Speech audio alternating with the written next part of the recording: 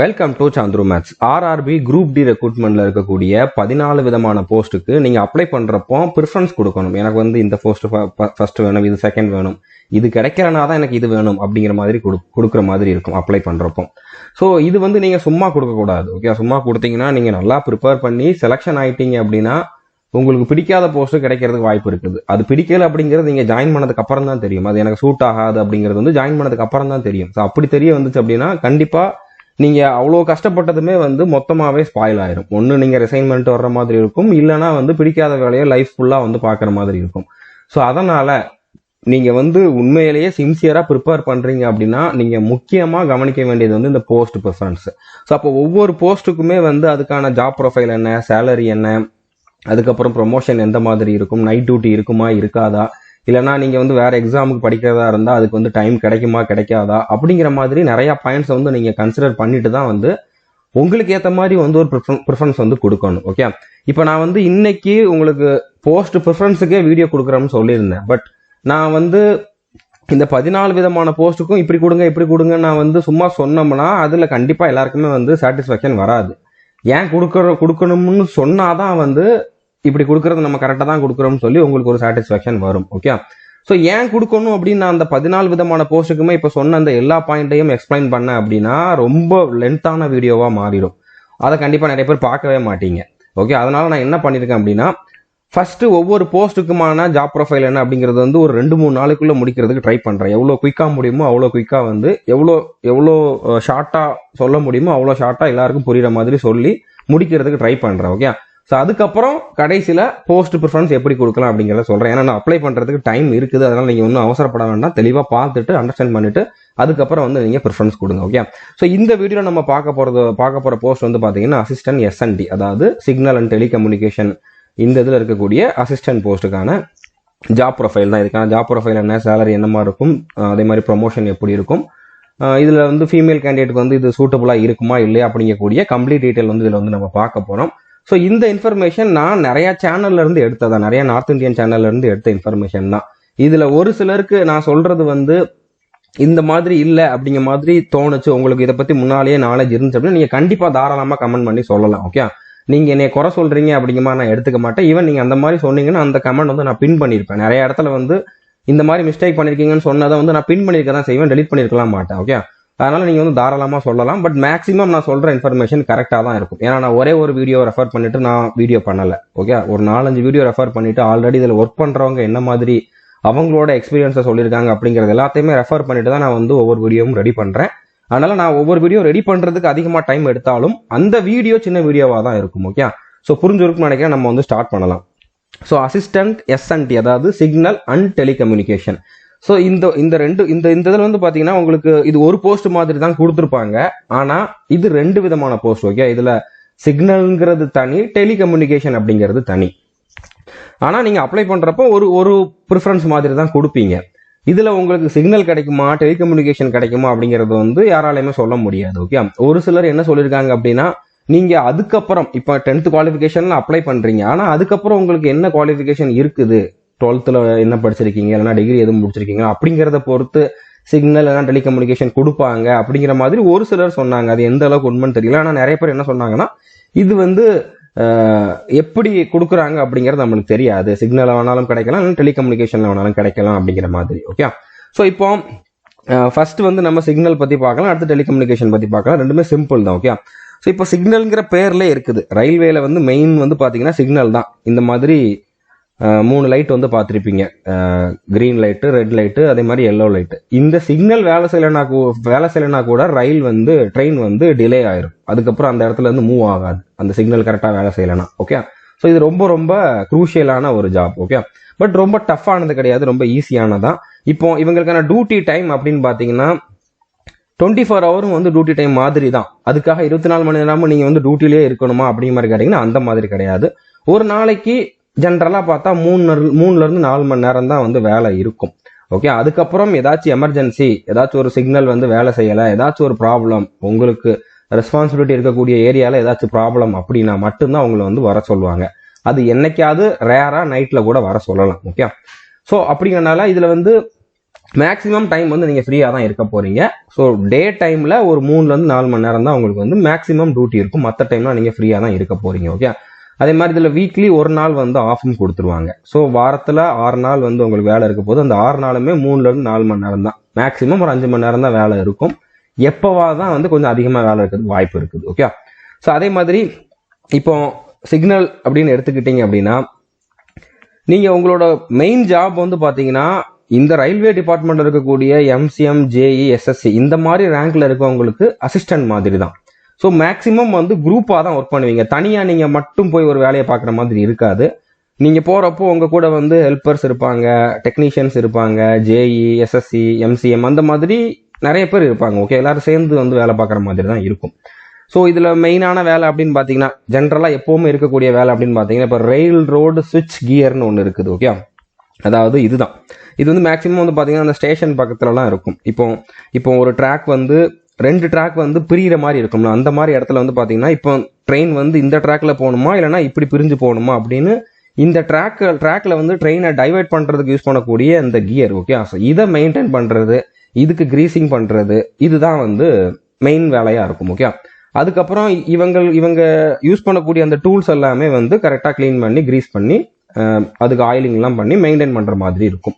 வேற என்னென்னலாம் பண்ணுவோம் அப்படிங்கிறதையுமே வந்து நான் வந்து பின்னால் சொல்கிறேன். ஓகே, அதுக்கப்புறம் டெலிகம்யூனிகேஷன் அப்படிங்கிறது வந்து ரொம்ப ரொம்ப சிம்பிள். டெலிஃபோன்ஸ், அதுக்கப்புறம் மற்ற கம்யூனிகேஷன் டிவைசஸ் இருக்கும்ல, ரயில்வேல யூஸ் பண்ணக்கூடிய ஒவ்வொருத்தருக்கும் நடுவில் கம்யூனிகேட் பண்ணுறதுக்கு ஒரு ஸ்டேஷன் வந்து இன்னொரு ஸ்டேஷனில் இருக்கவங்க வந்து கம்யூனிகேட் பண்ணுறதுக்கூடிய அந்த கம்யூனிகேஷன் டிவைசஸ் எல்லாத்தையுமே வந்து மெயின்டைன் பண்ணுறது தான் வந்து இந்த டெலிகம்யூனிகேஷனில் இருக்கவங்களோட டியூட்டியாக இருக்கும். ஓகே, ஸோ இப்போ ஃபர்ஸ்ட் வந்து சிக்னலில் என்னென்ன வேலைலாம் பார்ப்பாங்க அப்படிங்கிறத வந்து பார்க்கலாம்.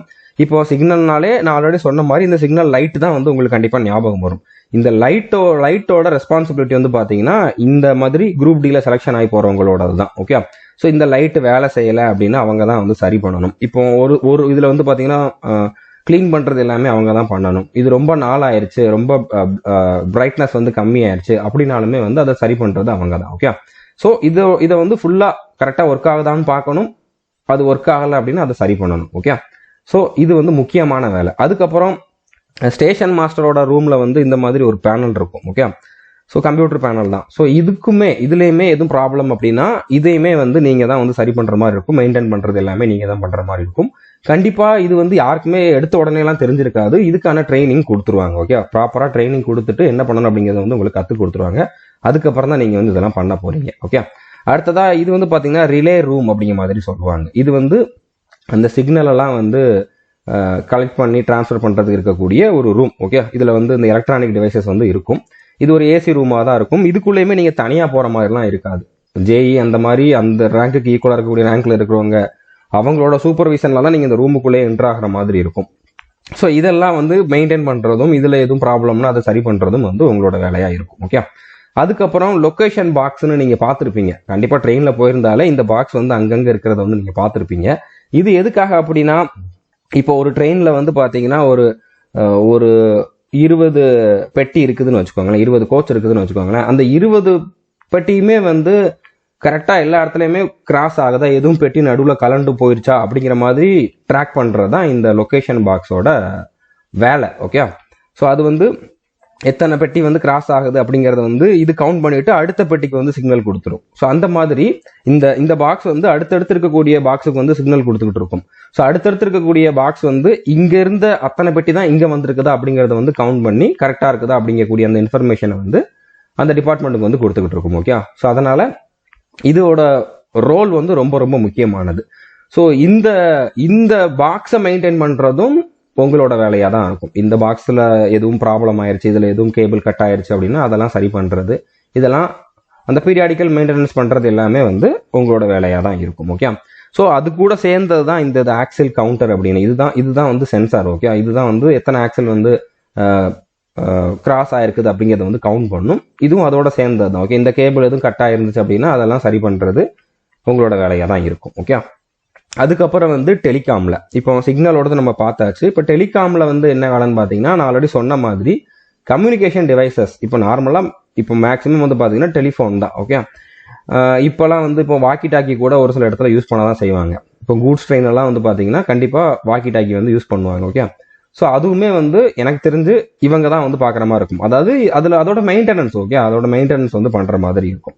ஸோ புரிஞ்சிருக்கும்னு நினைக்கிறேன். அதுக்கப்புறம் இன்னொரு வேலை என்னன்னு பார்த்தீங்கன்னா, இப்போ நீங்கள் ரயில்வே கிராசிங்லலாம் பார்த்துருந்தீங்க அப்படின்னா இந்த மாதிரி பேரியர் தான் போட்டிருப்பாங்க. ஓகே, ஸோ இது உடஞ்சிருச்சு, இதில் எதுவும் டேமேஜ் அப்படின்னாலுமே அதுவுமே வந்து நீங்கள் தான் சரி பண்ணுற மாதிரி இருக்கும் இதில் செலெக்ஷன் ஆகி போனீங்க அப்படின்னா.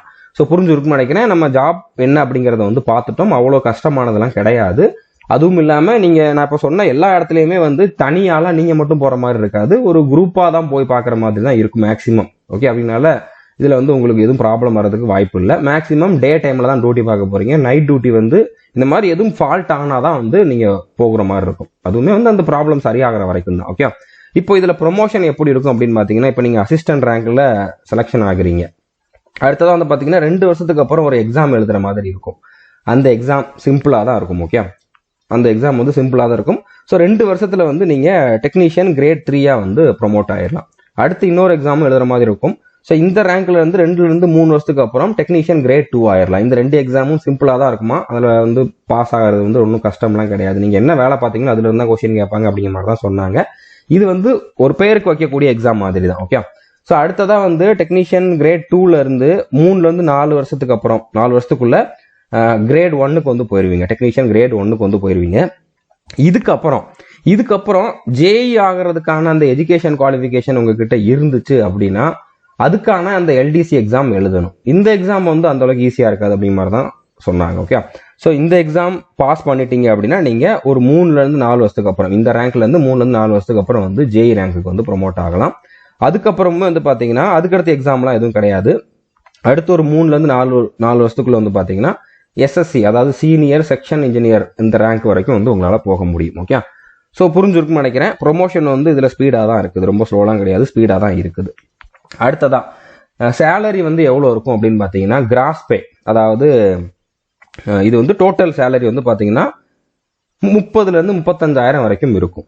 அதாவது XYZன்னு சொல்லி 3 விதமான சிட்டியை வந்து பிரிப்பாங்க. 3 விதமாக வந்து நீங்கள் டியூட்டி பார்க்குற இடத்த வந்து சென்ட்ரல் கவர்மெண்ட்ல அந்த மாதிரி பிரிப்பாங்க. அந்த ஊரை வச்சு, அது வந்து சிட்டியாக இருந்தால் அது சிட்டிலே வந்து XYZ அப்படிங்கிற மாதிரி இருக்கும். ஓகே, அங்கே இருக்கக்கூடிய லிவிங் காஸ்ட்டை வச்சு XYZன்னு பிரிப்பாங்க. அதை பொறுத்து அலவன்ஸ் வந்து வேரி ஆகும், அதை பொறுத்து சேலரியுமே வேரி ஆகும். ஓகே, ஸோ அப்படி பார்க்குறப்போ 30,000 இருந்து 35,000 வரைக்கும் இப்போ இருக்கக்கூடிய லெவலில் பார்த்தீங்கன்னா சேலரி வந்து இருக்கும். இது வந்து கிராஸ் பே.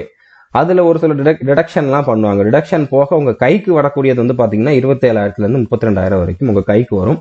இதுலேயுமே வந்து பார்த்தீங்கன்னா இன்னும் இப்போ நீங்கள் வந்து உங்களுக்கு ஒரு ஸ்டேஷனில் டியூட்டி போட்டிருக்காங்கன்னா அங்கே தான் நீங்கள் இருப்பீங்க அப்படிங்கிற மாதிரி கிடையாது. அந்த ஸ்டேஷனுக்கு சரௌண்டிங்கில் இருக்கக்கூடிய ஒரு 4-5 ஸ்டேஷன் வந்து உங்களோட கண்ட்ரோலில் தான் இருக்கும். ஸோ அந்த ஏரியாவில் எதுவும் சிக்னல் ப்ராப்ளம், நான் இப்போ சொன்ன ஏதாச்சும் ஒரு இதில் வந்து ப்ராப்ளம்னா நீங்கள் தான் போய் அட்டன் பண்ணுற மாதிரி இருக்கும். ஸோ அதுக்கு போயிட்டு வரக்கூடிய அந்த அலோவன்ஸுமே வந்து கொடுப்பாங்க. இதில் வந்து நைட் டியூட்டி அலோவன்ஸ் இருக்காது, ஏன்னா நைட் டியூட்டி மேக்ஸிமம் இருக்காது, அப்படின்னா நைட் டியூட்டி அலோவன்ஸ் இருக்காது. பட் இந்த மாதிரி நீங்கள் போயிட்டு வரதுக்கு அதுக்கான அந்த டிராவலிங் அலோவன்ஸ் வந்து கொடுப்பாங்க. ஓகே, அந்த மாதிரி அலோவன்ஸ் இருந்தால் இன்னும் கொஞ்சம் சேலரி வந்து அதிகமாகும். ஓகே, இப்போ 8th பே கமிஷன் வந்துருச்சு அப்படின்னா இதை விட ஒரு 3,000 4,000 வந்து அதிகமாகிறதுக்கு வாய்ப்பு இருக்கு. ஓகே, ரொம்பலாம் அதிகமாகுது, டபுள் ஆயிரும், ட்ரிபிள் ஆயிரும், கோடீஸ்வரனாக போறீங்க, லட்சாதிபதியாக போறீங்க அப்படிங்கிற மாதிரிலாம் நிறைய பேர் வந்து என்னன்னே தெரியாம வீடியோ போட்டுக்கிட்டு இருக்காங்க. அதெல்லாம் நம்ப வேண்டாம். இப்போ எவ்வளோ சேலரி இருக்குது அதை விட கொஞ்சம் கண்டிப்பாக இன்க்ரீஸ் ஆகும். அதுக்காக அப்படியே டபுள் ஆக்கிடுவாங்க, ட்ரிபிள் ஆக்கிடுவாங்க அப்படிங்கிறதெல்லாம் வந்து உண்மை கிடையாது. ஓகே, ஸோ புரிஞ்சுருக்குன்னு நினைக்கிறேன். அடுத்ததான் லீவுன்னு எடுத்துக்கிட்டிங்கன்னா இது நார்மலாக மேக்ஸிமம் எல்லா சென்ட்ரல் கவர்மெண்ட் எம்ப்ளாய்க்குமே வந்து இந்த மாதிரி தான் லீவ் இருக்கும். LAP, அதாவது லீவ் ஆன் ஆவரேஜ் பே அப்படிங்கிற மாதிரி சொல்லுவாங்க. இது இப்போ ரயில்வேல அப்படி சொல்கிறாங்க. மற்ற டிபார்ட்மெண்ட்ல வந்து பார்த்தீங்கன்னா EL, அதாவது ஏர்ன்டு லீவ் அப்படிங்கிற மாதிரி சொல்லுவாங்க. இது வருஷத்துக்கு 30 நாள் வந்து கொடுப்பாங்க. ஓகே, அதே மாதிரி LHAPனா லீவ் ஆன் ஹாஃப் ஆவரேஜ் பே, அதாவது இது ஹாஃப் பே லீவ் அப்படிங்கிற மாதிரி சொல்லுவாங்க. HPLன்னு மற்ற டிபார்ட்மெண்ட்ல சொல்லுவாங்க. ஸோ இது வந்து மெடிக்கல் லீவ் மாதிரி தான். ஓகே, இது நார்மலாக ஏதாச்சும் மெடிக்கல் எமர்ஜென்சி அப்படின்னா எடுக்கிற மாதிரி இருக்கும். இது வருஷத்துக்கு 20 நாள். ஓகே, அதுக்கப்புறம் சிஎல்ங்கிறது வந்து கேஷுவல் லீவ். ஓகே, இது வந்து வருஷத்துக்கு 8 இல்லைன்னா 10 அந்த மாதிரி இருக்கும். அது நீங்கள் எந்த மாதிரி டியூட்டி பார்க்குறீங்க அப்படிங்கிறத பொறுத்து இருக்கும். மேக்ஸிமம் 10 days அப்படிங்கிற நீங்கள் வந்து எடுத்துக்கலாம்.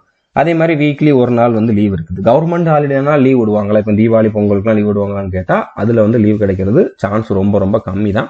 ஆனால் அந்த மாதிரி கவர்மெண்ட் ஹாலிடேல நீங்கள் டியூட்டி பார்த்தீங்க அப்படின்னா அதுக்கு உங்களுக்கு எக்ஸ்ட்ரா சேலரி வந்து கொடுப்பாங்க. ஓகே, ஸோ புரிஞ்சிருக்குன்னு நினைக்கிறேன். அடுத்ததா வேற என்னென்ன ஃபெசிலிட்டிஸ் இருக்குதுன்னு கேட்டிங்கன்னா இதில் வந்து டைப் 1 குவார்டர்ஸ் வந்து கொடுத்துருவாங்க. நீங்கள் ஃபேமிலியோட வந்து இருந்துக்கலாம், ஒன்றும் பிரச்சனை கிடையாது. ஃபேமிலி லைஃப் வந்து கரெக்டாக மெயின்டைன் பண்ணலாம். ஓகே, குழந்தைங்க எல்லாத்தையும் எல்லாரு கூடயுமே வந்து நீங்கள் இருந்துக்கலாம். அதே மாதிரி ரயில்வே ஹாஸ்பிட்டலில் உங்களுக்கு உங்களோட ஃபேமிலி எல்லாருக்குமே வந்து நீங்கள் ட்ரீட்மெண்ட் பார்த்துக்கலாம். அதே மாதிரி சில்ட்ரன் எஜுகேஷன் அலவன்ஸுமே இதில் உண்டு. ஒரு குழந்தைக்கு வந்து பார்த்தீங்கன்னா வருஷத்துக்கு 33,750 ரூபா வரைக்கும் 12th ஸ்டாண்டர்ட் வரைக்குமே வந்து நீங்கள் வந்து கொடுத்துக்கலாம். ஓகே, அதாவது கிளைம் பண்ணிக்கலாம். அதுக்கப்புறம் ரயில்வே பாஸ் உண்டு. இதை பற்றி நிறைய பேருக்கு தெரிஞ்சிருக்கும். பட் இதுவுமே வந்து ஒரு லிமிட் இருக்கும். ஒவ்வொரு ரேங்க்குக்குமே வந்து இவங்க ஃப்ரீயாக வந்து இந்த கிளாஸில் வந்து இத்தனை வாட்டி ட்ராவல் பண்ணிக்கலாம் அப்படிங்கிற மாதிரி இருக்கும். ஸோ இதையுமே நீங்கள் வந்து யூஸ் பண்ணிக்கலாம். ஓகே, இதில் இருக்கக்கூடிய அந்த ப்ளஸ் பாயிண்ட்ஸ்லாம் பார்த்தீங்க அப்படின்னா நீங்கள் உங்களோட ஹோம் டவுன் பக்கத்துலேயே வந்து போஸ்டிங் வாங்கிக்கலாம். கண்டிப்பாக தமிழ்நாட்டில் தான் இருக்க போகிறீங்க. முடிஞ்சளவு உங்கள் ஊர் பக்கத்துலேயே வந்து நீங்கள் வந்து போஸ்டிங் வாங்கிக்கலாம். அதே மாதிரி மோஸ்ட்லி வந்து டே டைமில் தான் வந்து டியூட்டி பார்க்குறதுனால இது ஃபீமேல் கேண்டிடேட்டுக்கு வந்து சூட்டபுளாக தான் இருக்கும். ஓகே, அதே மாதிரி குரூப்பாக தான் மேக்ஸிமம் நீங்கள் வந்து டியூட்டி பார்க்க போகிறீங்க. ஃபீமேல் கேண்டிடேட் இதுக்கு வந்து ப்ரிஃபரன்ஸ் கொடுக்கலாம். ஓகே, ப்ரொமோஷன் வந்து ஸ்பீடாக தான் இருக்குது. அதே மாதிரி ஒர்க் லோடு வந்து அந்த அளவுக்கு கிடையாது. டைம் நல்லா கிடைக்கும் அப்படின்னால நீங்கள் மற்ற எக்ஸாமுக்கு படிக்கிறதா இருந்தால் நல்லாவே டைம் இருக்குது. சிஜிஎல், சிஹெச்எஸ்எல் இல்லைன்னா ஐஏஎஸ், ஐபிஎஸ் அந்த மாதிரி நீங்கள் எந்த எக்ஸாமுக்கு படித்தாலும் கண்டிப்பாக இதில் இருந்துக்கிட்டு உங்களால் வந்து உங்களோட ட்ரீமை வந்து அச்சீவ் பண்ண முடியும். ஓகே, நீங்கள் ஹார்ட் ஒர்க் பண்ணீங்க அப்படின்னா. ஸோ புரிஞ்சிருக்குன்னு நினைக்கிறேன். இதில் தேவையான எல்லா இன்ஃபர்மேஷனும் நான் சொல்லிட்டேன். அடுத்த வீடியோ நான் கொஞ்சம் குயிக்காக முடிக்கிறதுக்கு ட்ரை பண்ணுறேன். பட் குயிக்காக முடிக்கணும் அப்படிங்கிறது என்னோடது கிடையாது. தேவையான பாயிண்ட் எல்லாம் உங்ககிட்ட சொல்லணும் அப்படிங்கிறது தான் என்னோட எய்ம். ஓகே, பட் முடிஞ்ச அளவு எல்லா வீடியோவும் நான் குயிக்காக கொடுக்கறதுக்கு ட்ரை பண்ணுறேன். ஒரு 2-3 நாளுக்குள்ள வந்து நான் அந்த 14 விதமான போஸ்ட்டுக்குமே என்ன அப்படிங்கிறத வந்து கொடுக்கறதுக்கு ட்ரை பண்ணுறேன். ஸோ புரிஞ்சிருக்குன்னு நினைக்கிறேன். இது வரைக்கும் நம்ம சேனலை நீங்கள் சப்ஸ்கிரைப் பண்ணணும் அப்படின்னா சப்ஸ்கிரைப் பண்ணிட்டு பெல் ஐக்கனை கிளிக் பண்ணி வச்சுக்கோங்க. இந்த ரெக்ரூட்மெண்ட் பற்றின A to Z information already provide பண்ணியிருக்கேன். அந்த வீடியோலேயே இதுக்கான சிலபஸ் என்ன, அந்த சிலபஸை கம்ப்ளீட் பண்ணுறதுக்கான 120 days ஸ்டடி ஸ்ட்ராட்டஜி என்ன அப்படிங்கிறதும் கொடுத்துருக்கேன். இதுக்கு எப்படி அப்ளை பண்ணணும் அப்படிங்கக்கூடிய வீடியோவும் நான் ஆல்ரெடி ப்ரொவைட் பண்ணிட்டேன். ஸோ அந்த 2 வீடியோ நீங்கள் பார்க்கல அப்படின்னா பார்த்துருங்க. டிஸ்கிரிப்ஷனில் அதுக்கான லிங்க் வந்து நான் கொடுத்துருக்கேன். All the best. தேங்க்யூ.